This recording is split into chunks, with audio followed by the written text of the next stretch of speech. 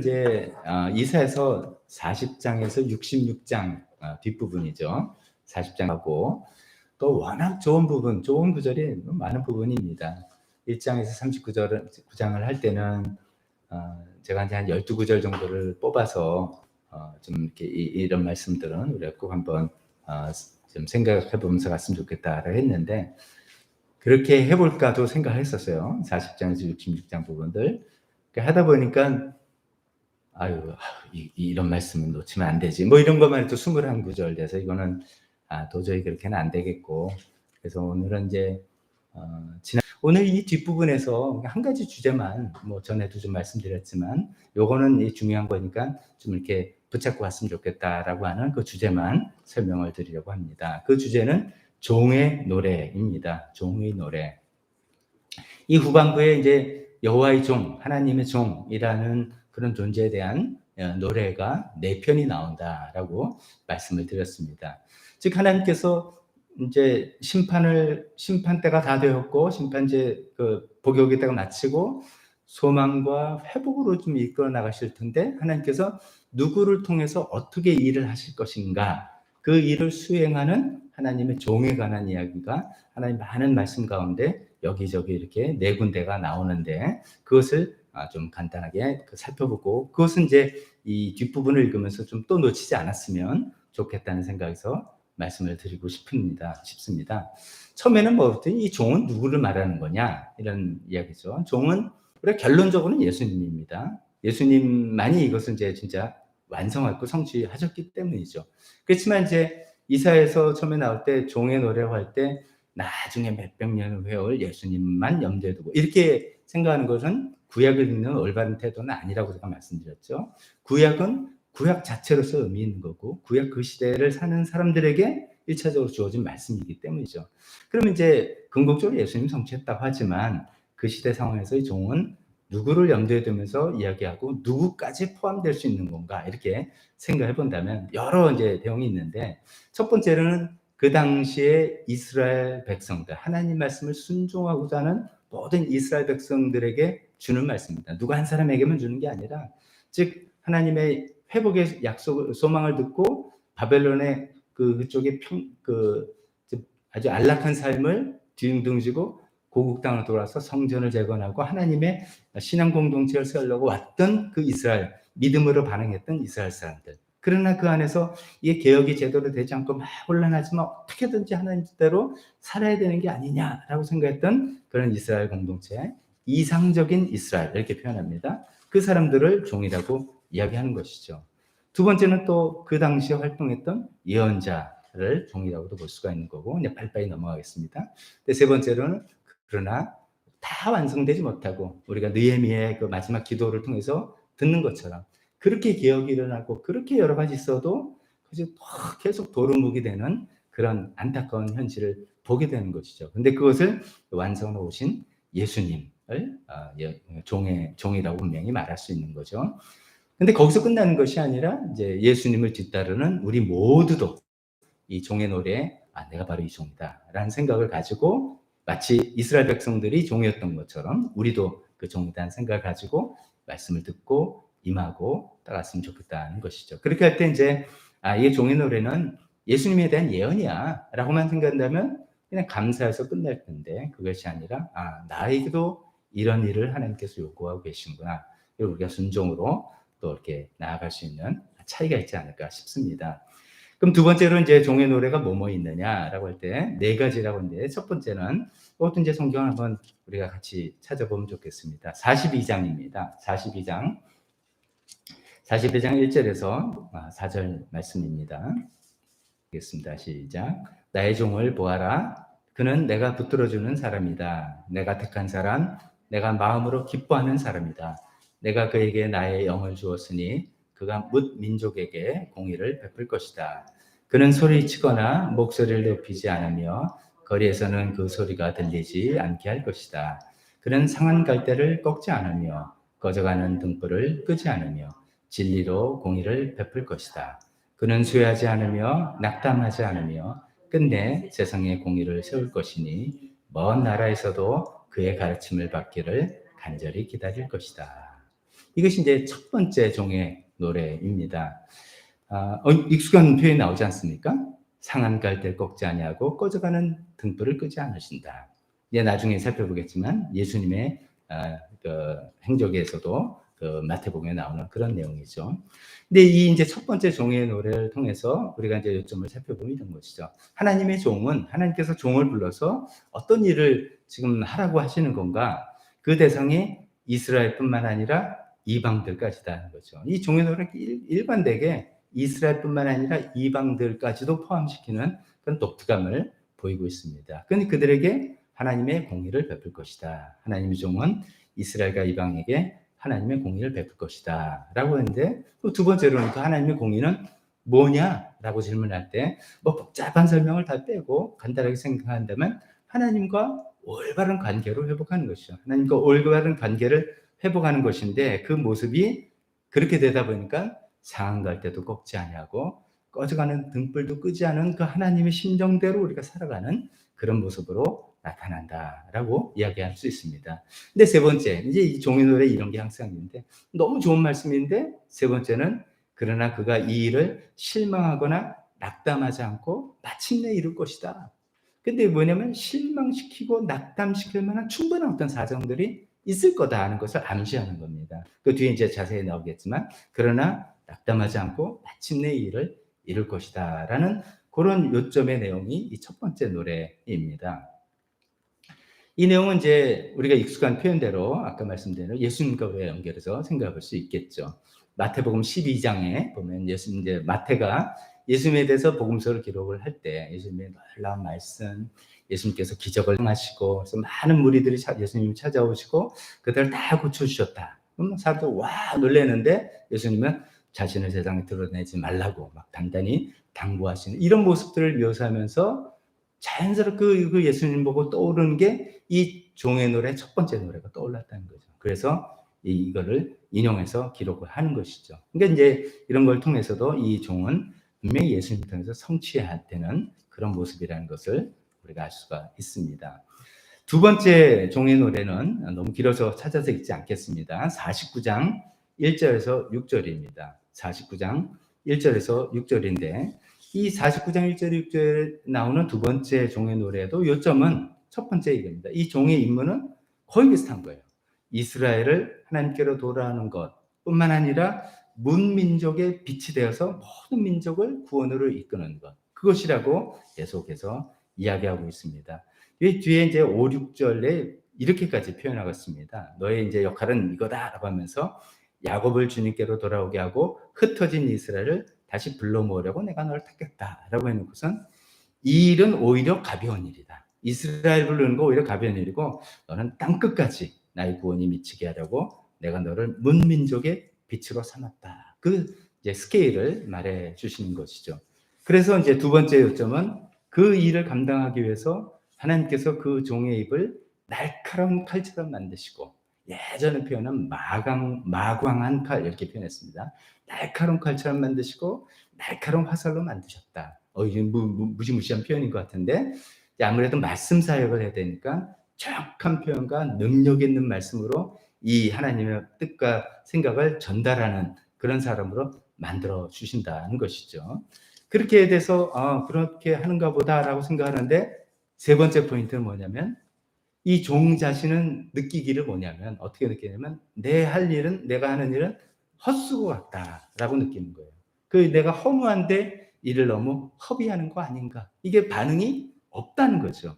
그렇게 생각하는 겁니다. 4절만 제가 읽어보면, 그러나 나의 생각에는 이 종이 나의 생각에는 내가 한 것이 모두 헛수고 같았고 쓸모없고 허무한 일에 내 힘을 허비한 것 같았다. 반응이 좋지 않았다는 것입니다.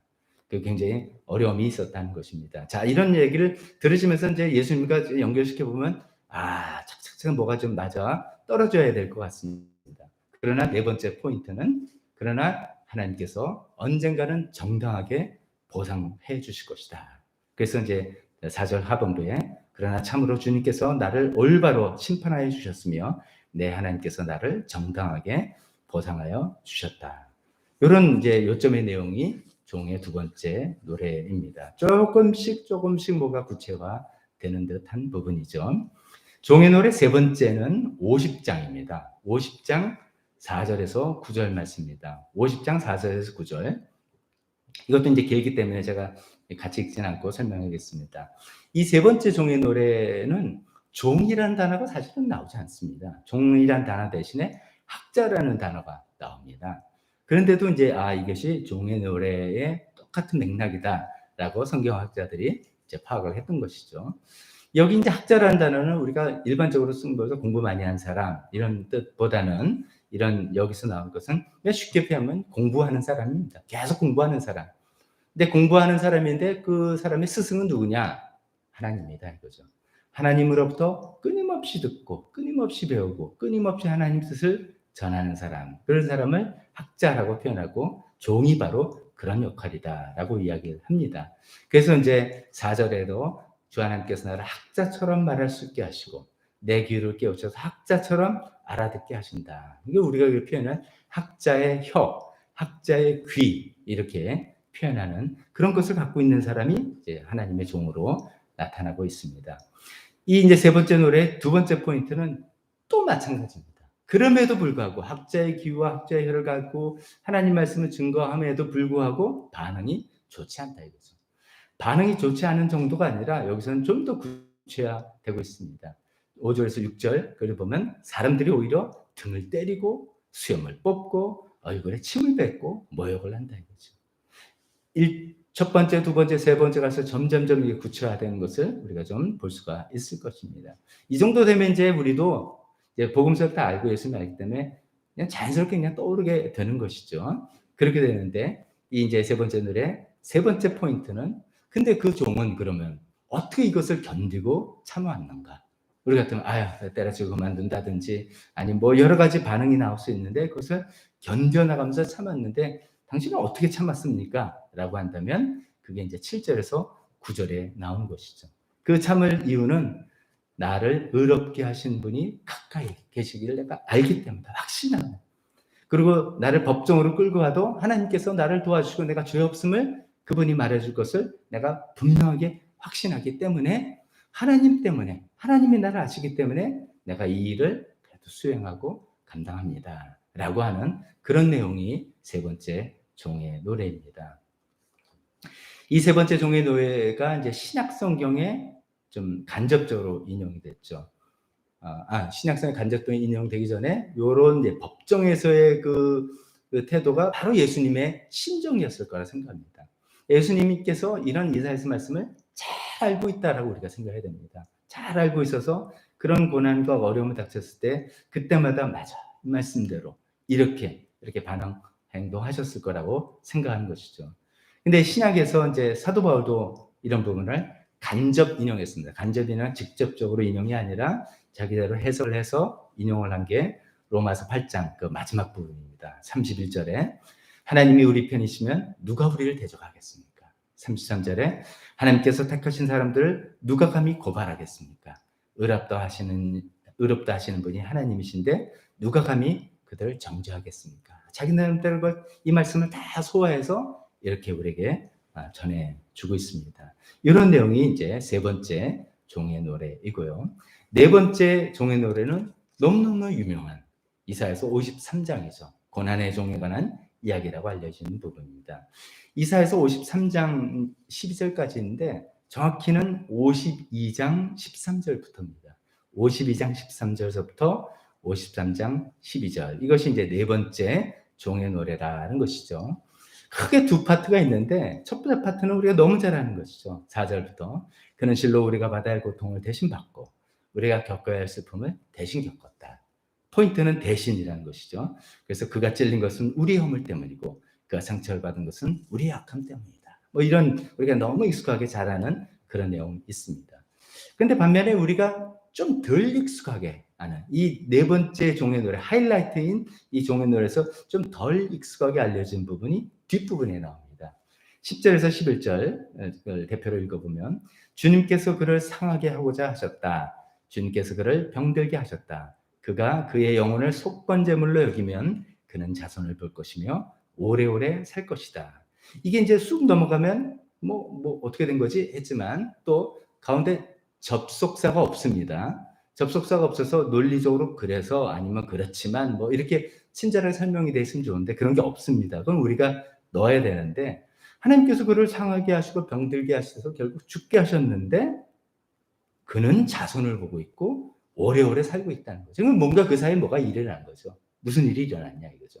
그 당대는 희미하게 잘 몰랐지만 예수님의 생을 통해서 알게 되는 것이죠. 하나님께서 그를 죽은 자 가운데서 다시 살리셔서 부활하셔서 그 예수님을 믿고 수많은 하나님의 자녀들이 탄생하는 것을 볼 것이고 오래오래 산다. 이건 이제 은유적인 표현이죠. 영원히 살게 되는 그런 말을 이야기하는 것이죠. 그 뒷부분에도 고난을 당한 뒤에 그는 생명의 빛을 보고 만족할 것이다. 이런 내용이 나오는 것이 이제 고난의 종이 예수님의 고난에 포커스를 둔 건 사실이지만 거기서 끝나는 게 아니라 아까 이제 정당한 보상을 기대했다. 첫 번째 종이놀이 나온 것 같은 그 보상으로서 우리가 이제 부활이다, 승천이다 이렇게 알고 있는 그런 내용이 이 안에 녹아 들어가 있다라는 것을 놓치지 않았으면 좋겠습니다.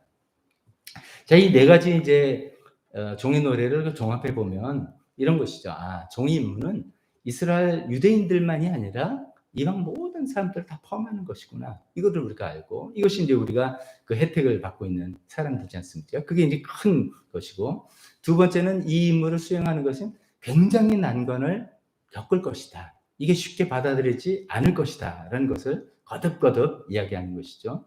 세 번째는 그러나 이 임무를 수행하는 방법은 세상에서 하는 것처럼 정치적인 힘이나 인간의 지혜와 뭐 책략 이런 것으로 이루어지는 것이 아니라 죄를 스스로 짊어지고 자기 생명을 희생하고 사람들을 속죄함으로써 달성하는 그런 방식이다라는 것이 이 네 종의 노래에 담겨져 있는 내용이죠. 자, 그럼 마지막으로 이제 이런 내용이 예수님과 어떻게 연결되는가 한번 생각해 보겠습니다. 예수님은 경건한 유대인으로 성장을 잘하셨습니다. 뭐 정규 학교를 다니지 않았다. 뭐 이런 것들은 이제 요즘 생각이고요. 경건한 유대인들은 다 성경을 아주 뭐 굉장히 많이 읽고 묵상하고 하죠. 구약 성경 너무나 잘 알고 이사야에서 너무나 많이 알면서 잘하셨을 겁니다. 그러면서 어쩌면 특히 종의 노래에 나온 내용들이 자신의 삶의 생애와 사명 이런 거와 일치하다는 것을 느끼셨을 것입니다. 특히나 하나님의 종으로서 이 하나님의 뜻을 펼쳐나가는 그 방식이 어떠해야 된다는 것을 이 종의 노래를 통해서 분명히 확인하셨을 겁니다. 즉 기적적인 능력과 힘이 있지만도 그런 힘으로 로마 제국에 대해서 싸우는 그런 방식이 아니라 전혀 다른 방식이죠. 고난과 순환과 모욕을 하는 그런 방식을 통해서 죽는 방식을 통해서 하나님 뜻을 수행해야 된다는 것을 아셨을 것입니다. 그래서 이제 그런 마음 가운데 이 종의 노래가 어떻게 이제 예수님 삶에 나온지를 언뜻 볼 수 있는 게 첫 번째부터 예수님께서 이제 전도를 하면서 제일 먼저 회당에서 말씀을 전하신 게 나사렛 고향 회당에서 말씀을 전하신 부분이 누가복음의 4장이 나옵니다. 그때 이제 이사야서를 펼쳐서 61장을 읽으셨습니다. 종의 그 내용은 아닙니다. 그러나 주께서 나에게 기름 부으시고 하나님 영이 나에게 임하셔서 나를 보내셔서 가난한 사람들이 기쁜 소식을 전하고 등등 그 말씀을 탁 전하고 이게 이제 종의 노래에 담겨진 모든 내용을 녹아서 이제 표현한 표현이죠.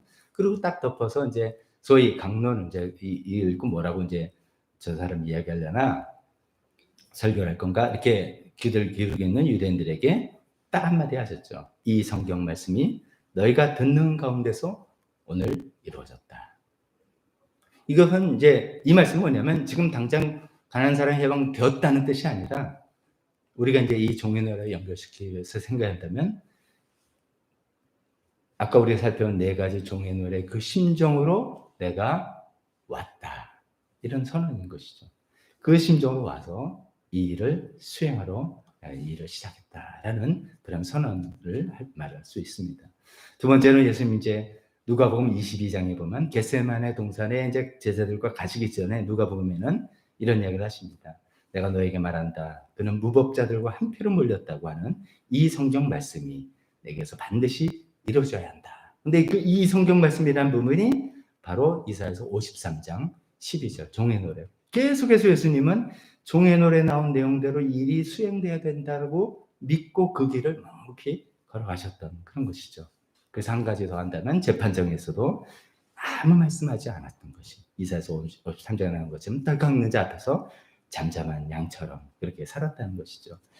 즉 예수님은 이 종의 노래와 일치한 그런 삶을 사셨고 그 예수님의 희생 덕분에 이스라엘뿐만 아니라 이방에도 하나님의 공의를 펼친다는 것이 이루어진 것이죠. 이 복음이 천한 만민에 이제 이 복음이 전해져서 하나님의 뜻이 펼쳐지게 된 그 일을 우리가 보고 있습니다.